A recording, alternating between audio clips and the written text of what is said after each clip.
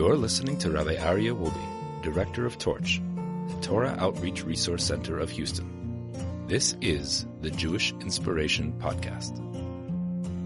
And now we are going to resume day number 85 in the ways of the righteous, the gates of envy. Page 507 on top. Treasure for Life edition, of course.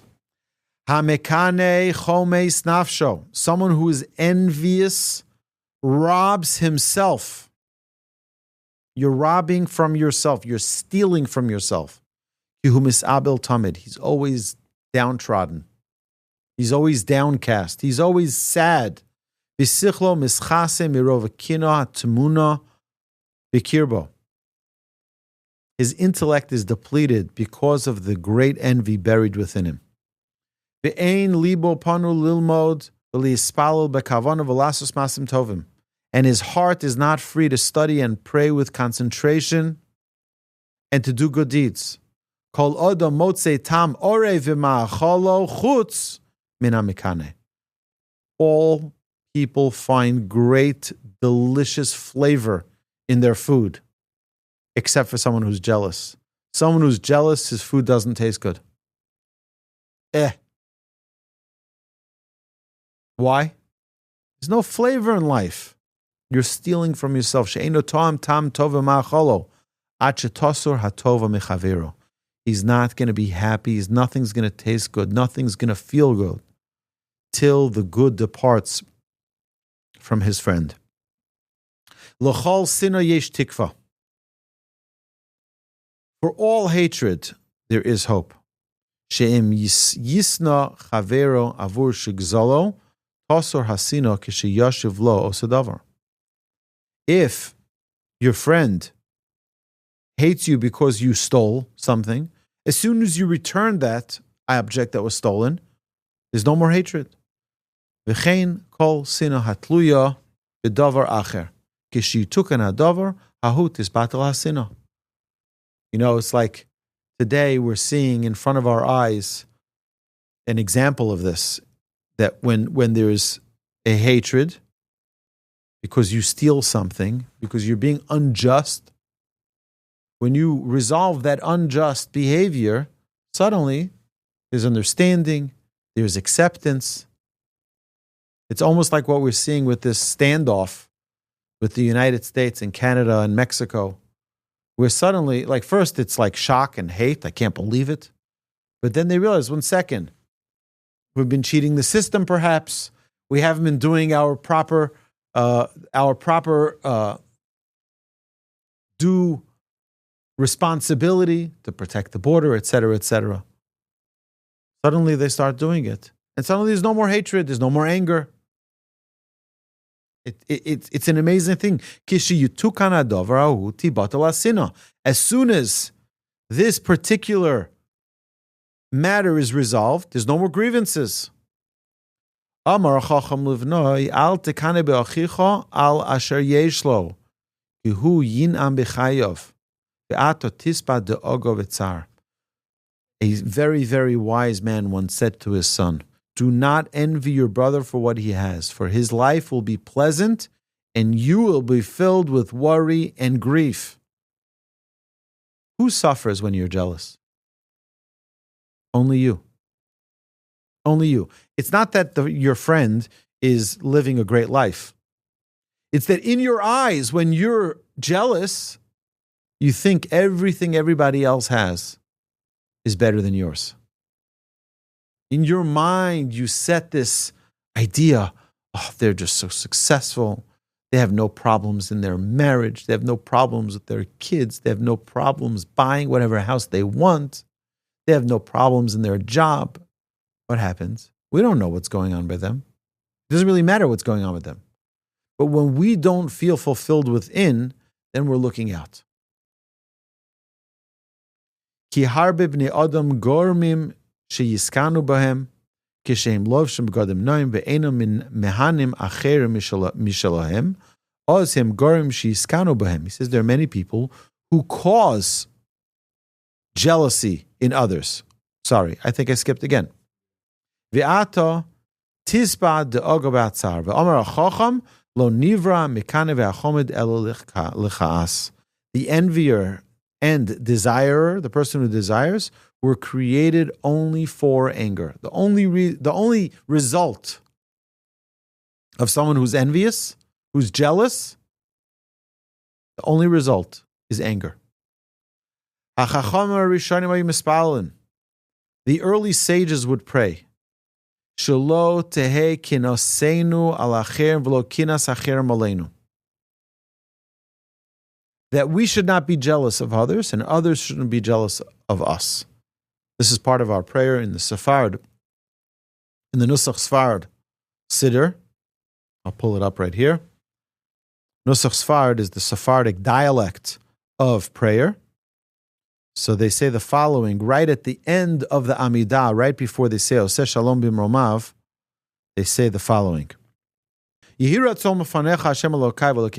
it be your will, Hashem, God of my forefathers and my God, that others' jealousy should not come upon me, and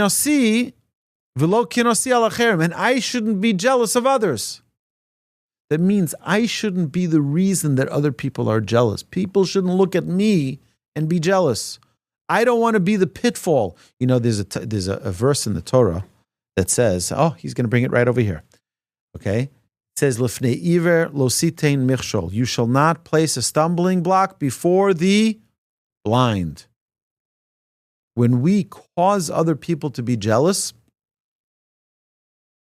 we're putting a stumbling block in front of the blind. But they can see. They're blind to this matter. They're blind to this matter. Why is this the thing they're praying about? That others shouldn't be jealous of me. Maybe others shouldn't hurt me. Others shouldn't steal from me. No, that's not part of the prayer. That others shouldn't be jealous of me. This is the way to understand this. Many people cause others to be jealous of them. They wear very fancy clothes, and they don't avail others of, they don't share what they have with others. They're causing other people to be jealous of them. Therefore, they would pray They would pray for others. Maybe they are causing others to be jealous. That Torah Amar, and the Torah already told us in Leviticus 19, verse 14, you shall not place a stumbling block in front of the blind. Therefore, it is a good trait for a person not to wear too fancy of clothes. Not him, not his wife. And not his children. And not to have too much of fancy food, fancy wines, fancy scotch and bourbon.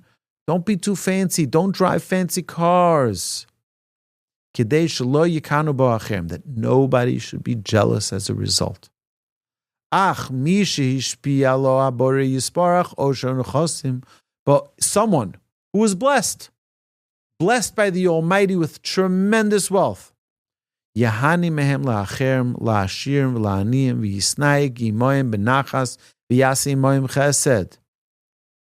make yourself fancy and exclusive. On the contrary, let other people enjoy. When you let's say the fancy guy has a ton of money, has a beautiful pool in his backyard, let other people use it. Share it with others. You know, I remember listening to a lecture many years ago. Someone was talking about happiness. He says, nobody needs to see your family photos when you took your whole family to Disneyland. Nobody cares. Nobody wants to see it. You're just making other people jealous. You're making their lives miserable. You went on a cruise, good for you. Keep it to yourself. Nobody needs to know. Do you want the responsibility of someone getting into debt because they're jealous of the cruise that you took? Because they're jealous of the vacation you had? They're jealous of the food you eat or the wine you drink? Be private. Nobody needs to know. Don't be the reason someone else does terrible things because they saw something from you on your Facebook status, your Facebook post, or your Twitter post. Oh, he's vacationing. I also have to start vacationing. But you can't afford it. It's okay. I'll cheat, lie, and steal. And borrow. And have no way to pay it back. Terrible thing. So not only you, but your wife, your children, make sure that they don't do things that cause others to become jealous. That other people should not become jealous of you. He says, the key, if you are very wealthy, share it with others. Poor people, like wealthy people, let them enjoy from what you have. Be pleasant with other people. Be uptight. Oh, don't go into my kitchen. You can't touch my fancy dishes. You can't, no, share it. Fine. Nachas. With pleasantness. Chesed. And do kindness with them. We already mentioned how important it is for a person to be beloved to others and by others. And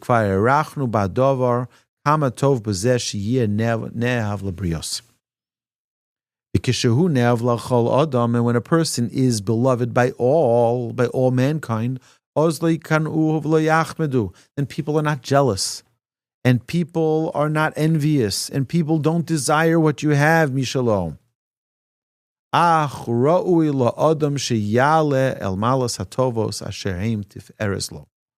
But rather, it is proper for one to ascend to the highest virtue of all, and that which brings glory to him, and others will aspire to emulate him. Be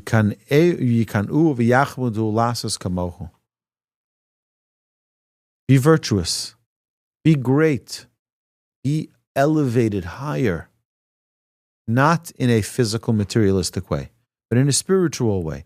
Hide your success. Ein gufo kole ela toloim sholt ela hatoloim sholtem bo. And one who guards himself against envy, his body does not.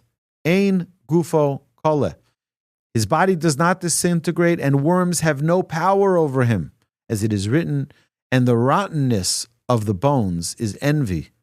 So someone who's jealous, that's the result. But someone who helps others not be jealous, doesn't stick out, doesn't show off, doesn't make other people jealous, such a person who brings no envy to others will be protected from the disintegration and the worms of our afterlife.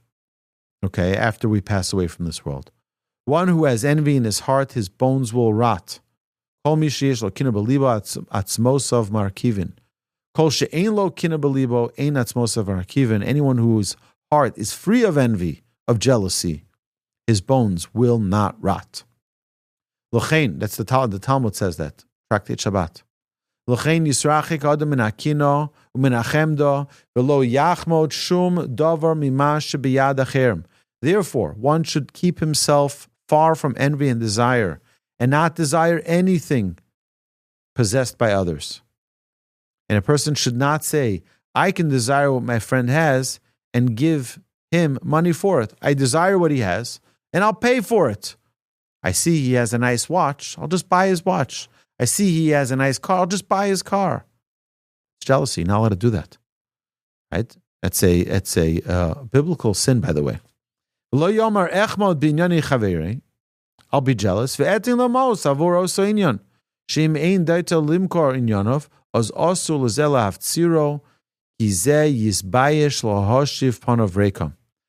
if you desire to buy what he has, and what's if he doesn't want to sell it? He doesn't want to make you feel bad. He doesn't want to hurt you. He doesn't want to embarrass you. So what's going to be? He's going to sell it even though he doesn't want to. You're pressuring him to sell it. He doesn't want to let you down. Im kain havi kamo ones. This is very, very similar to someone being forced to do something against their will. L'chein v'chein v'chol shekein. Im zeh chomed ish nechbad. If the person who's jealous is a prominent person, a distinguished person, she'im yishal she'elo, he's going to ask his friend, or ponov lo yapilun, she'osu lishol mechaver ma biyado, mikach o matana, im einu yodea she'yitin lo b'nefesh chavetza. You're not allowed to request something that they can't refuse. Right? So it's especially forbidden for a distinguished person whose request will certainly not be refused to solicit a purchase or a gift from his neighbor if he is not certain that it will be given wholeheartedly. You know that they're going to give it. They feel bad, so they're giving it. You're coercing them to do something they really don't want to do. It says mashal, a parable to this is chomed umikanai holchu yachta baderech. A king once met a desire and an envier walking together on the road and said to them, "Let one of you ask for something and it will be given to you, and the other will get twice as much." All right?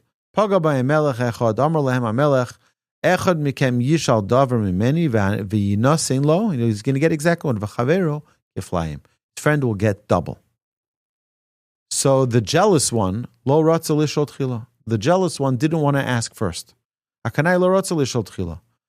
Shahoya miskane im yinasein lechavero kif b'chiflayim. Because whatever I'm going to ask for $10 million. My friend is now going to get $20 million. Can't do that. Can't let that happen. The other guy who is jealous, he is dealing with a different problem. He wants both of them. He wants what he's going to get and what his friend is going to get.